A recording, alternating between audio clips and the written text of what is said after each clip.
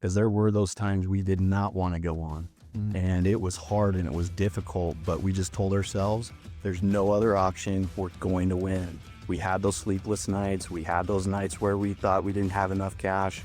It was a dogfight. We didn't hit any home runs. It was taking 1 inch at a time and not giving that ground up. And that's how we became successful.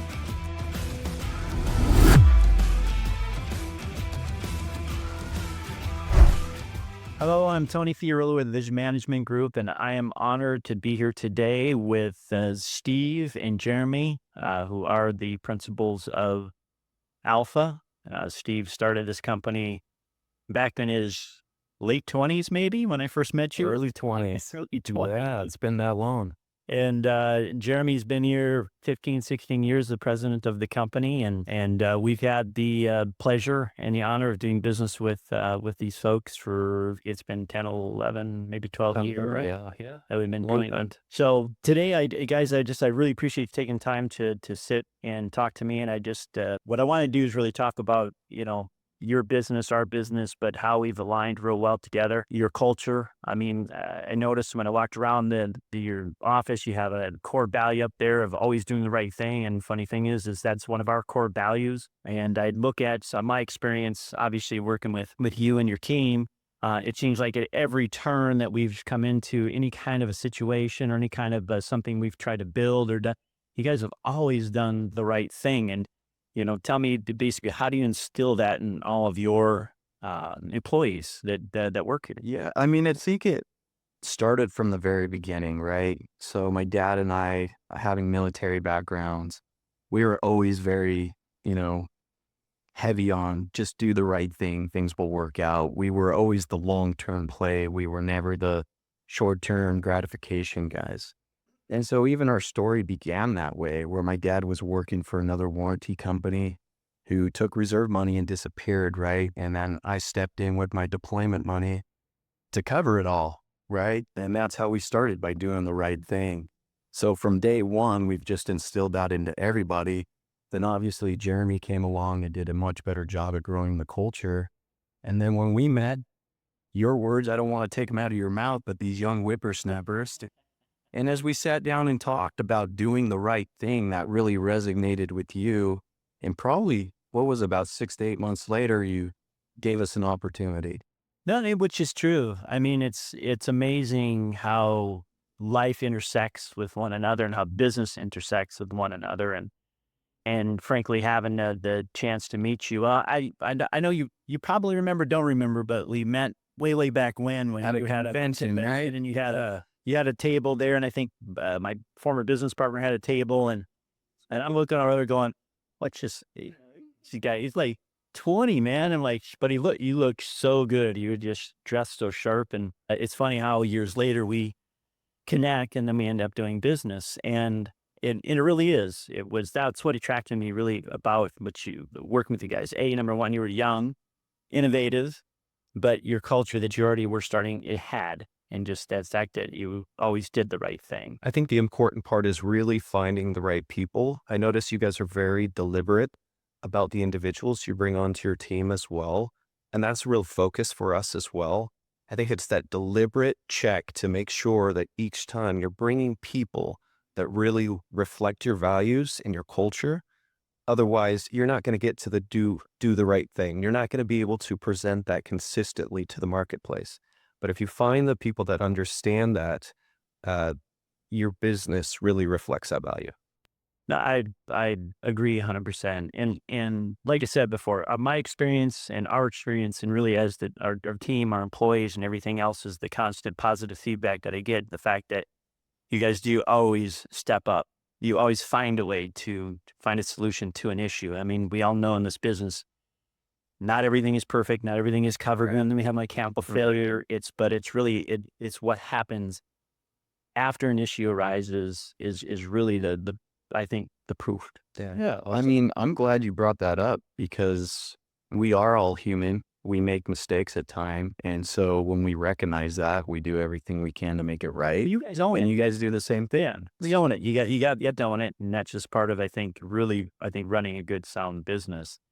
And speaking of running a good, sound business, I look at you where you guys started your building and where you are today, and obviously you can only see a very small backdrop, but you've built this very successful company. And what's been really nice is the fact that you shouldered up with us, and we've had such incremental growth, and it's really been heavily on the alpha side. I mean, you guys are our preferred or go-to, TPA because of the relationship and the fact of your culture and how well we align. What do you see reciprocating as far as that with, why Vision? Why have you guys liked Vision, or what have you seen that we do that's maybe different from some of the other TPAs that you've been associated with or know of, and kind of some of the things you hear from them about some of their experiences? Yeah, I think an important thing is that we don't go off of price, right? We're not going to be always the cheapest guy or the less expensive option in the market. But along with that comes a better service, a better quality, a better understanding of what the consumers need. And we've talked about this multiple times because we have to appeal to three different people, right? The dealer, the agent, and the end consumer. And if we aren't hitting all those boxes, we're failing you, right? We're failing other agents. But as we partner up with guys like you that have that full picture, you're not missing any puzzle pieces. The training, the people, the knowledge of the program, the industry, your relationships. I mean, that's everything you need to have a successful business. And so we think the same way, and that just complements each other so well to the point that even in a down market, we're both growing tremendously. Yeah.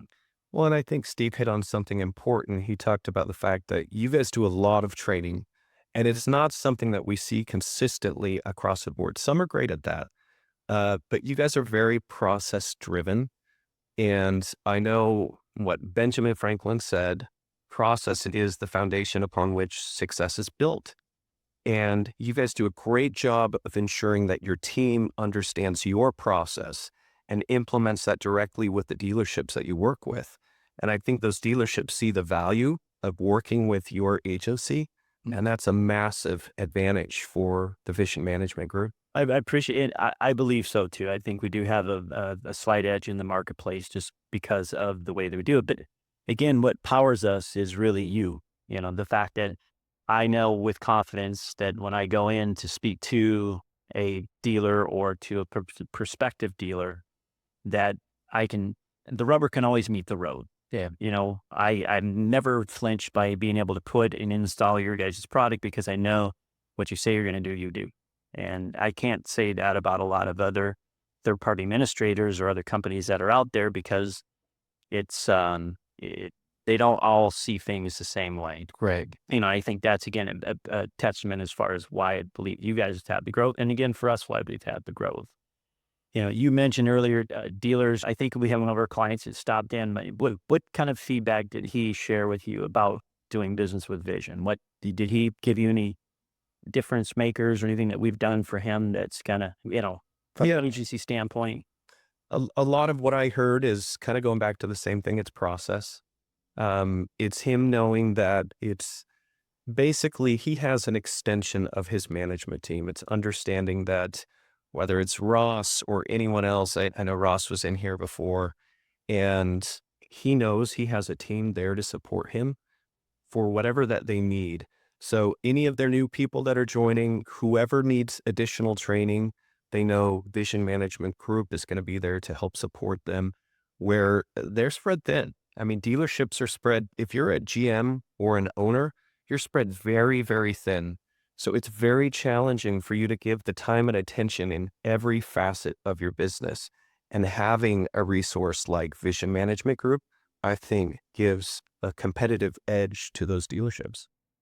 Yeah, what was brought up to me was listening and communication. Because a lot of times, we do come in and talk a lot and share a lot of information. But at the end of the day, they're the guys on the front lines, right? So they're the guys that know what the demand is. They know what the consumer needs and wants are. And just not enough praise to give you guys. He says they actually listen. They actually follow through. And that may sound so simple in our industry today, but just knowing he can call Tony or any of his people and they know exactly who to call, who to communicate with, and how to get things done in doing the right thing. Yeah.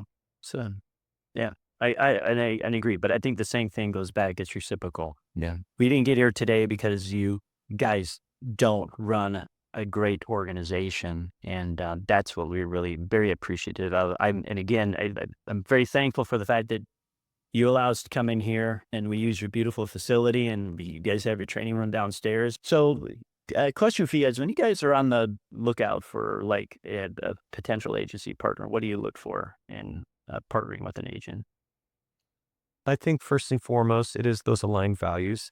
We want to make sure that if we have somebody out there representing our products and our service, they reflect our brand. We've worked really hard to establish that brand, as Steve talked about. And so we want to make sure it's not an individual just looking for another product. Those can be a dime a dozen, but it's really an individual or group of individuals, an entire agency that understands that they're looking for a true partner, not just a vendor, but a true partner and someone, once again, who can represent and communicate effectively our products, our brand, and our service to each of the dealerships that they represent. Perfect. Yeah, for me, it's understanding the business to business relationship because so many times that gets lost in communication. And so, again, going back to aligning the agency with what the service contract company or the TPA can provide is crucial for that dealership success. And so, if we have guys out there that, nothing against a one-man band, but they're spread very thin. And so it's hard for them to give the support to their dealer network the way that, a bigger agency has that relationship, that support, that strength, if you will, to give the dealership what they need, especially in their time of need, right? That's how you can really measure someone is, are you going to be there when they really need it? And over and time again, your agency has always been there. And so we do look for agencies that are similar to that caliber. Thank you.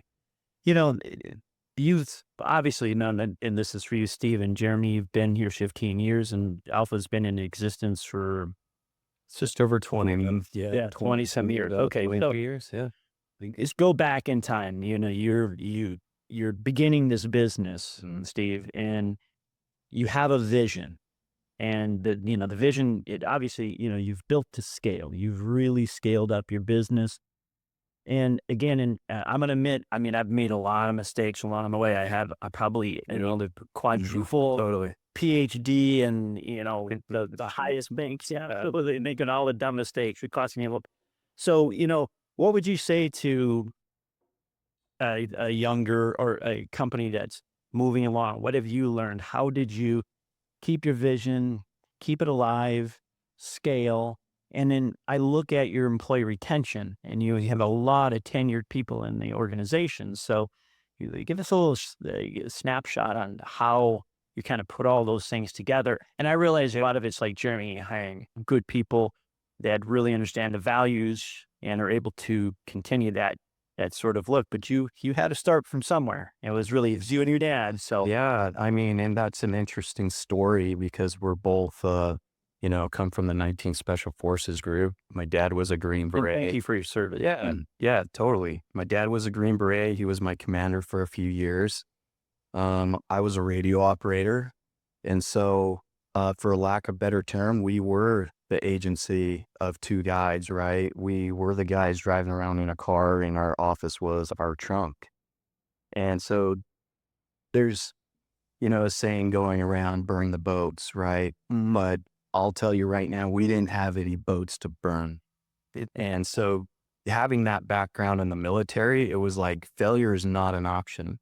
So even though we felt little failures along the way, we learned from them tremendously, right? And so that fight and that discipline not to give up was crucial because there were those times we did not want to go on. And it was hard and it was difficult, but we just told ourselves there's no other option. We're going to win. We had those sleepless nights. We had those nights where we thought we didn't have enough cash. It was a dogfight. We didn't hit any home runs. It was taking 1 inch at a time and not giving that ground up. And that's how we became successful. Awesome. And then you started, obviously, as you scaled, you started building a team around you. How did you find the right people to be in the right seats? So yeah, I mean, it's a funny story. Jeremy was what our third hire. We were all in college, so for Jeremy, this was probably a stepping stone for him in his career. But as we worked together and we were visiting dealers and we were growing programs and competing more, we both found out that we work really well together, and we both had like the strong desire to keep learning and pushing and developing those relationships. And then along the way, you find those guys that when it's hard and it's hard for them too, they're not leaving, right? They're right there with you along the way. And so you can't trade that for anything. And so I pick those guys up along the way. And when you find them, you don't let them go. Yeah, just to add to it, I think Steve did. I have to give him a lot of credit. I think he did a really good job of understanding his strengths, which this business wouldn't have started. It wouldn't be where it is today without him. But he also looked at himself. He looked at the company. He looked at what he wanted to create and said, I need to make sure I surround myself with the individuals, the Darrens, the Jeffs, the Brians, the Robs, and so many other people here who are absolutely incredible that have a great skill set. And as Steve said, we've done a really good job of trying to keep that group together. To your point earlier, I've been here 17 years. I believe Jeff Robinson, our COO, has been here 16 years. Yep. Darren just hit 15 years. And we have so many others on our team Yeah. that are Brian Hawkinson and others who are just a few years behind that. So I think keeping that core group of individuals together and then making sure that we pass the vision along that was originally created by Steve and Craig, it's really led to a lot of success for our company. One of the most humbling things is having such a talented team, because then you know where all your weaknesses are, right? Oh, sure. You look around the room and you're like, this guy does this so well. He's so good at this. And then I sit back and go, those are all my deficiencies as a leader. Well, it's right? like in But it takes a village, right? what is it they say? Your boat is only as strong as the weakest link. Yeah, The I mean, weakest person. Exactly. yeah. Yeah. So Steve as an owner and operator, Jeremy as the president. I mean, you've I think done a very good job on basically stepping. I don't want to say stepping back. It's like you've never taken a hand off the wheel, but you're like myself. You're an A-type personality. Totally. You want to be in control. You always want to have your hand on the wheel. But yeah, I've seen you give far, you've kind of let your team run it because they have built that foundation and that trust a A lot little of bit. trust. The Exactly. same way that I have with our team. It's like it allows you to work a little bit more on the business than always working in the business. But how did that transition go for you? And what were some of the emotions that you felt? Yeah, man. I mean, I'm going to be 100% honest. It was really tricky. I had moved down to Arizona, so I was coming back and forth from there to here quite a bit, which was great. But then COVID hit. So kind of getting a little bit of a taste of a retirement during that time was really hard for me. Yeah. I knew at that time, I'm like, there's no way I'm going to be able to sit back 100% and really focus on the things that made me and my family happy. Mm-hmm. And so getting back in and really grabbing that bull by the horns and looking at the vision of what we want this company to be and getting those roadblocks out of the way, saying, hey, we can do this. I mean, a lot of people know us as Alpha, but really we are a conglomerate of 6 different companies Absolutely. that a lot of people don't know about. So we do have these other verticals we go into that makes Alpha, or what we call the cadence organization, that much bigger. So being able to focus on other areas of the business has been really fun for me. And Jeremy, now I'm sure there are some things that you want to possibly do and maybe Steve doesn't, or Steve wants to do and you don't. So how do you guys come to that sort of common ground? Yeah, I think that honestly, I think that's a healthy balance in a business. If anything, there's certainly those times where Steve and I are like, we got to go this direction. We both 100% agree. And then there's those other times where Steve says, we go this way. And I'm like, I think we go this way. Or yeah. And I think it's been a really healthy thing for our company as we've continued to grow, because it challenges both of us. There's plenty of times where at the end of it, I look and I'm like, oh, you're right. this is a better direction. Or he comes over here, or it's somewhere in between. We're realizing that we can take some of the good from this and some of the good from this and blend it and go a direction as a business that's really positive for us.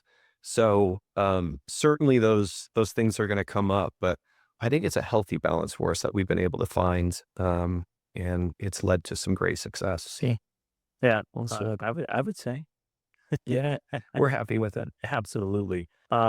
Questions for me. I mean, you guys, I mean, you've got a great story. Do you guys, I mean, I know we know each other very well, but, has there been anything out there that you have noticed, seen, or what have you that we've done that, or, what we're not doing that you guys can maybe give us Yeah, some I would healthy? love to start with the Yeah, question. I need for me, I would love to know what is the future vision for Vision? That's a way to play on words. It's in a nutshell, my vision for the company, and frankly, it's not just mine. It's really, it's our whole team. We all share a very common vision, very common goal. I stay very transparent with the team as far as revenue goals, dealer goals, client goals, and different things along those lines. So it's basically been a very open book. What do I envision? I really envision in being in every state. You know, that's where I want to be. I want to have representation in every state. We have a proven process. We have proven results.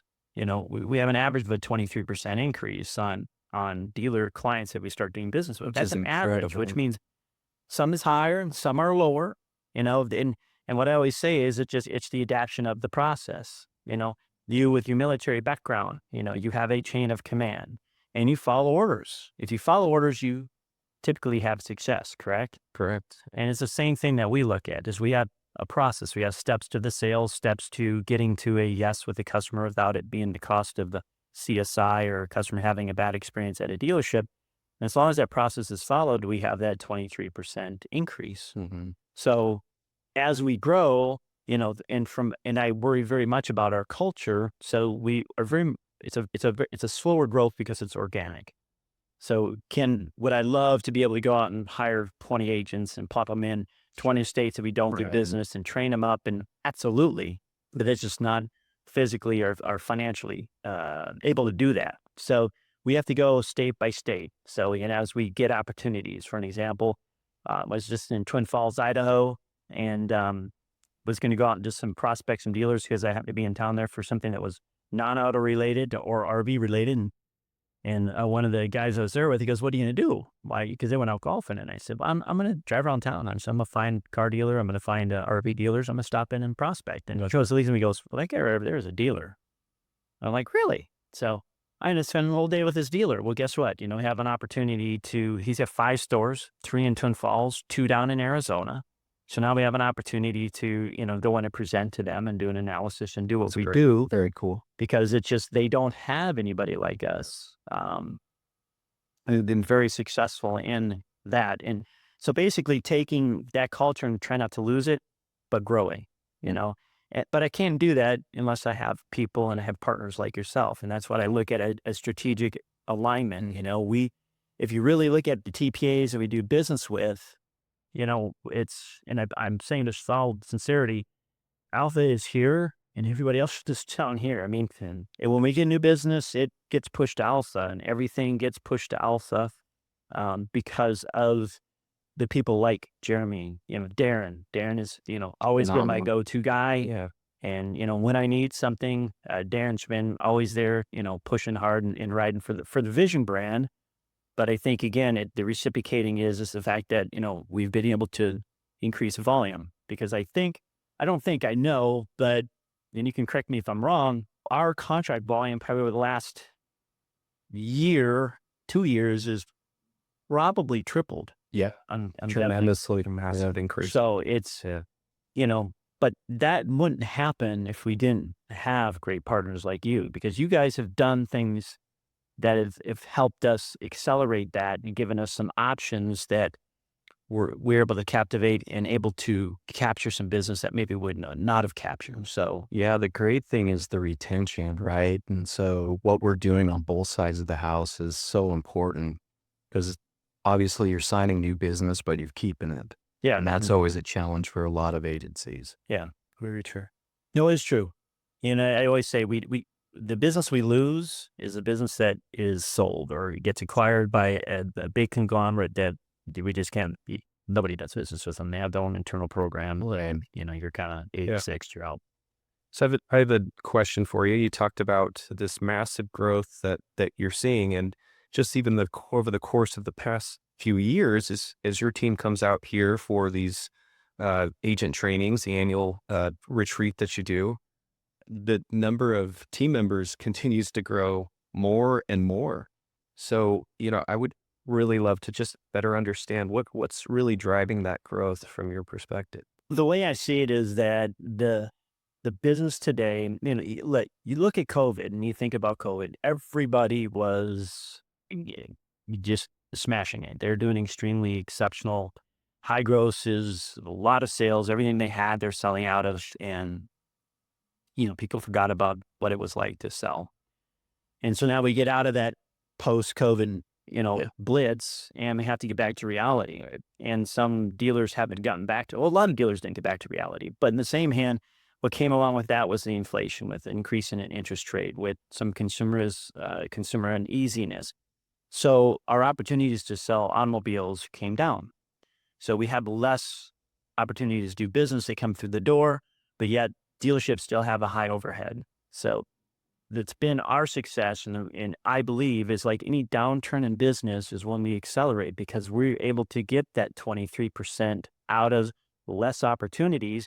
So it's like the dealer really hasn't felt that pinch, because we've been able to raise that bar and bring that extra half a million, $2 million to the bottom line, because we've been able to increase their revenue through our process. And that's why I think when you look at the market, and I look at other agencies, you get some feels because you talk to administrators and different things, and they say their agent business is either flat or a little bit of a decline. And I feel we're really on a hockey stick, because the difference is what we're doing in these organizations. And then it's referrals and it's word of mouth. We've got into a 20 group, and we took a dealer from the bottom of the page to the top of the page. And then the next 20 group comes around and, hey, go see this person. So we go see that person and we sign them up, and then we bring them from next to the bottom of the page to just under them. And then next thing you know is we have 7 or 8 dealers in this 20 group, because they're all like, well, every time they start doing business with this company, their numbers go up. So we've Okay. been very successful getting referrals just out of our 20 groups. Yeah, I mean, just helping those dealers keep the lights on with that extra operational cash flow, you're never going to lose them. Yeah. No, and it's huge. Yeah. It- Just to that point, you brought up inventory levels with the decline that we saw during the pandemic. That's a massive challenge. And I don't think most dealers in that time were thinking, how do I really grow my business? Of Right. course they wanted to, but when you have less inventory and you're trying to make every dollar count, you're looking for whatever you can. And so if you have somebody coming in, you talked about doing more with less, that's able to actually produce at that level, that's a massive find for that dealership. That's a massive value for a dealership to be able to get more value from their agency partner during a really challenging economic time. It's true. But I think that just builds legendary relationships, and that's really It what we're does. after. I mean, and that's the way I feel that we have here. Now, you guys may not feel the same, but I feel we have a very legendary relationship, but it's built on trust, and it's built on it's built on deeds, and your results is the way I see it. So, Also, anyways, well, gentlemen, I just truly appreciate the time. Thanks very much, and yeah. looking forward to really what the future is going to hold for the both of us. Absolutely. Always a Appreciate it. pleasure, Tony. All right, thank you.